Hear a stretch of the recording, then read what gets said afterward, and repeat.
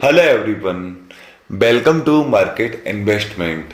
मैं हूं राहुल गुप्ता। स्वागत करूंगा आप सभी का हमारे चैनल मार्केट इन्वेस्टमेंट में। दोस्तों, आज हम बात करेंगे सिल्वर के बारे में। आज हम बात करने वाले हैं चांदी के बारे में। दोस्तों, चांदी की कीमतों के अंदर तो काफी ज्यादा गिरावट हमें देखने को मिल रही है। गिरावट इतनी ज्यादा रही है कि इस वीक के अंदर हमें लगभग 5,000 अंकों से ज्यादा की गिरावट देखने को मिली। 5,000 अंकों से ज्यादा की गिरावट देखने को मिली है। कहाँ सिल्वर के प्राइस पिछले सप्ताह 61,000 62,000 के आसपास चल रहे थे और लोगों को सिल्वर के प्राइस 65,000 की तरफ जाते हुए दिखने लगे थे। लेकिन वहीं सिल्वर ने जो यू टर्न लिया है और सिल्वर के प्राइस हमें कल के ट्रेडिंग सेशन के दौरान 55,000 के नीचे भी जाते हुए दिखे हैं। अगर 1 वीक की बात की जाए तो एक सप्ताह के अंदर हमें चांदी के प्राइस 5,000 अंकों से ज्यादा की गिरावट में दिख रहे हैं। तो दोस्तों, चांदी के अंदर इतनी ज्यादा गिरावट आने की वजह क्या है? क्यों इतनी ज्यादा गिरावट हमें चांदी के अंदर देखने को मिल रही है? यह गिरावट कहां तक रहने वाली है, कहां तक जाने वाली है? कहीं ये लास्ट टाइम का लो जो 51,000 52,000 51,000 52,000 के आसपास तो नहीं जाने वाली है, क्योंकि इसकी उम्मीद बिल्कुल नहीं लगाई जा रही थी 51,000 52,000 चांदी अब वापस कभी आएगी। लेकिन दोस्तों, ये मार्केट है, मार्केट के अंदर सब कुछ संभव है। सब कुछ संभव है। मार्केट के अंदर तेजी भी संभव है और मंदी भी संभव है। तो दोस्तों, चांदी के अंदर इतनी ज्यादा मंदी आने के कारण क्या है? ये मंदी कहां तक रहने वाली है? ये गिरावट कहां तक रहने वाली है? आने वाले टाइम में सिल्वर के अंदर क्या टारगेट हो सकते हैं? एक्सपर्ट अपनी क्या राय दे रहे हैं सिल्वर के अंदर? तो दोस्तों, सबसे पहले चांदी के अंदर गिरावट आने के कारण हम जान लेते हैं कि भाई चांदी के अंदर इतनी गिरावट क्यों आई है, तभी हम आगे की डिसीजन ले पाएंगे। देखिए दोस्तों, चांदी के अंदर जो गिरावट आने के जो कारण रहे हैं वो इस वीक में आने वाले तरह तरह के डाटा रहे हैं। लास्ट वीक फ्राइडे वाले ट्रेडिंग सेशन के दौरान हमें पेरोल डेटा निकल कर आया। पेरोल डेटा काफी ज्यादा, मतलब काफी ज्यादा तो नहीं बोलेंगे, पेरोल डेटा ठीक निकल कर आया, लेकिन इतना अच्छा नहीं निकल कर आया जो फेड को ब्याज दर बढ़ाने से रोक सके। तो पेरोल डेटा निकल कर आने के बाद मंडे वाले ट्रेडिंग सेशन के दौरान हमने काफी बड़ी गिरावट सिल्वर के अंदर आती हुई देखी, गोल्ड के अंदर भी आती हुई देखी। उसके बाद मैं आपको बताना चाहूं कि पीपीआई डेटा निकल कर आया, इसने भी नाखुश किया। उसके बाद मैं आपको बताना चाहूं सीपीआई डेटा, जो काफी ज्यादा मेन होने वाला था, काफी ज्यादा अहम होने वाला था, क्योंकि CPI data like consumer price index, like inflation data, महंगाई दर, तो फेड अपनी जो ब्याज दर बढ़ा रहा है वो महंगाई को कंट्रोल करने के लिए बढ़ा रहा है। तो सबसे बड़ा डेटा था जो हमारे लिए इन्फ्लेशन रेट था। तो यूएस की जो इन्फ्लेशन डेटा निकल कर आया है वो काफी ज्यादा नेगेटिव ही रहा है, क्योंकि 40 साल के हाई स्तर की तरफ महंगाई फिर इशारा कर रही है। तो ये काफी ज्यादा नेगेटिव रहा, जिससे काफी ज्यादा इंपैक्ट आता हुआ दिखा है हमें गोल्ड और सिल्वर दोनों के प्राइस के अंदर। इस डेटा ने फेड को ब्याज दर बढ़ाने के लिए फिर एक प्रोत्साहन जरूर दिया है कि नवंबर वाली मीटिंग में फेड अपनी ब्याज दर फिर से बढ़ा सकता है। और दोस्तों, कल का रिटेल सेल्स डेटा जो निकल कर आया फ्राइडे वाले ट्रेडिंग सेशन के दौरान, कल इवनिंग में जो रिटेल सेल्स का डेटा निकल कर आया, ये फ्लैट निकल कर आया। इसके अंदर भी कुछ पॉजिटिव न्यूज हमें देखने को नहीं मिली। रिटेल सेल्स के डेटा निकल कर आने के बाद हमें सिल्वर के प्राइस 2,000 अंकों जितने गिरते हुए दिखाई दिए हैं, गोल्ड के प्राइस भी 600 700 800 अंकों जितना दिखाई दिए हैं। लगभग 600-700 पॉइंट की हमें गिरावट गोल्ड के अंदर देखने को मिली। सिल्वर के अंदर भी 2,000 पॉइंट से ज्यादा की गिरावट हमें कल के ट्रेडिंग सेशन के दौरान अभी हमें दिखाई दी है।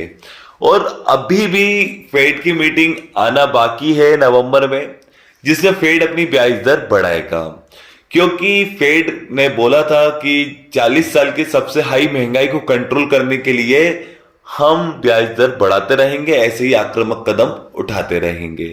तो पहले तो फेड ने ऑलरेडी इस साल के अंदर 300 बीपीएस ब्याज दरों की बढ़ोतरी कर दी है। जब से रूस यूक्रेन की जंग हुई है, जब से एक महंगाई का स्तर बढ़ा है, उसके बाद से इस महंगाई को कंट्रोल करने के लिए फेड 300 बीपीएस ब्याज दरों की बढ़ोतरी कर चुका है। 25 बीपीएस से आज ब्याज दर 325 बीपीएस तक पहुंच चुकी है ऑलरेडी।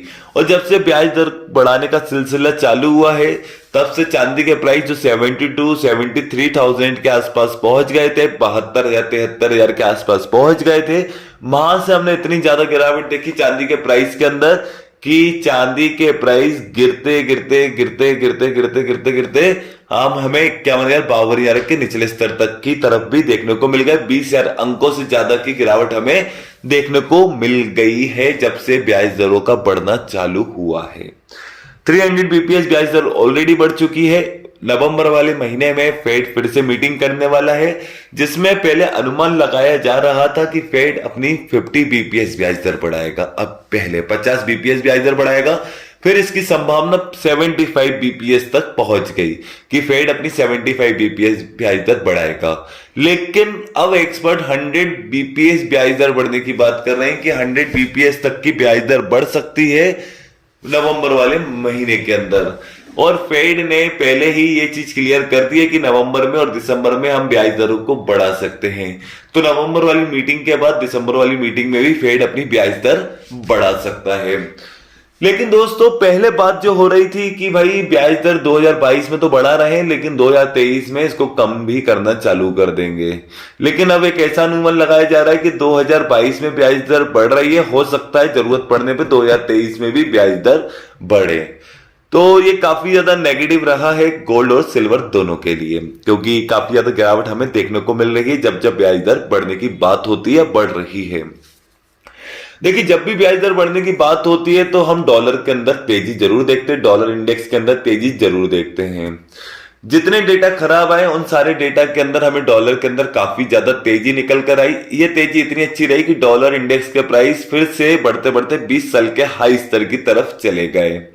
लगभग पिछले 8 ट्रेडिंग सेशन के दौरान हमें 7 ट्रेडिंग सेशन में हमें तेजी आती हुई दिखी।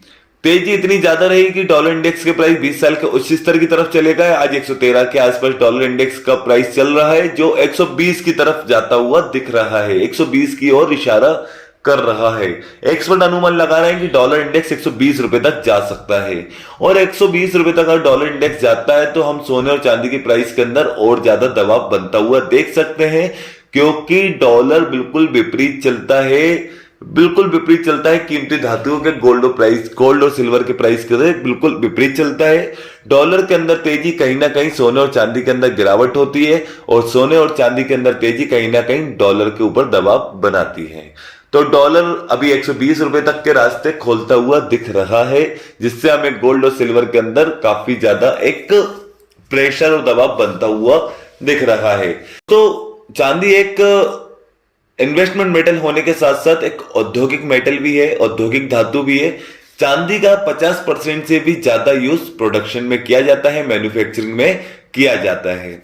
लेकिन दोस्तों मैं आपको एक चीज बताना चाहता हूं, एक्सपर्ट ने ऐसा भी बोला है कि फेड अपनी ब्याज दरों को बढ़ाकर महंगाई पे कंट्रोल करे या ना करे, लेकिन ये मंदी को बुलावा जरूर दे रहे हैं। तो बढ़ती हुई मतलब तेजी से आती हुई मंदी की संभावना को देखते हुए मंदी की आशंका को लगा रहे हैं कि मंदी आ सकती है, बहुत जल्दी आ सकती है, बहुत तेज आ सकती है और मांग में कमी आ सकती है। तो चांदी की मांग में कमी आने की आशंका जताई जा रही है, जिससे चांदी के अंदर काफी ज्यादा एक दबाव बनता हुआ दिख रहा है। तो चांदी दोनों सिरे से खराब हो रही है, एक तो डॉलर इंडेक्स से खराब हो रही है कि डॉलर इंडेक्स बढ़ रहा है, चांदी के अंदर गिरावट आ रही है, ऊपर से एक मंदी की आशंका जताई जा रही है, जिससे चांदी के अंदर मांग की कमी देखी जा सकती है, जिससे एक हमें गिरावट देखने को मिल रही है। फेड अपनी ब्याज दर बढ़ा रहा है और बढ़ाता जा रहा है, जो चांदी के ऊपर दबाव बना रहा है। तो दोस्तों चांदी के अंदर कुल मिलाकर अभी नेगेटिव चीजें चल रही है।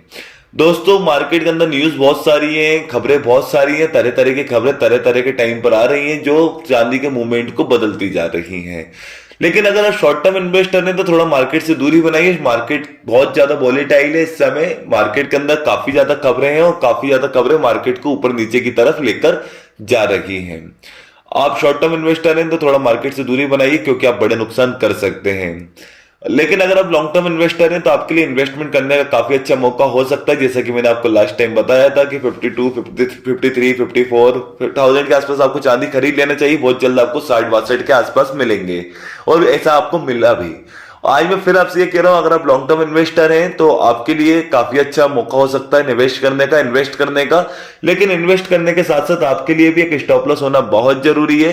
एक एक न्यूज, एक एक अपडेट के ऊपर नजर होना बहुत जरूरी है। सामने स्क्रीन पर मैंने आपको अपना पर्सनल व्हाट्सएप नंबर प्रोवाइड करके रखा है। वो पर्सनल व्हाट्सएप नंबर इसलिए प्रोवाइड करके रखा है, मेरा कमोडिटी मार्केट से रिलेटेड एक व्हाट्सएप डिस्कशन ग्रुप चलता है, जिसके अंदर हम कमोडिटी से रिलेटेड कोई भी लेटेस्ट न्यूज, लेटेस्ट अपडेट होता है उसे आप तक पहुंचाने की कोशिश करते हैं।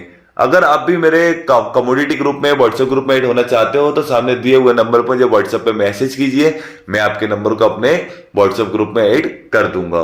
चलिए दोस्तों, अगर आपको ये मेरी वीडियो अच्छी लगी है तो मेरी इस वीडियो को लाइक कीजिए। अगर आप मेरे साथ जुड़कर रहना चाहते हैं तो मेरे इस चैनल को सब्सक्राइब कीजिए एंड अंत तक मेरे साथ इस वीडियो में बने रहने के लिए आप सभी को मेरा दिल से धन्यवाद।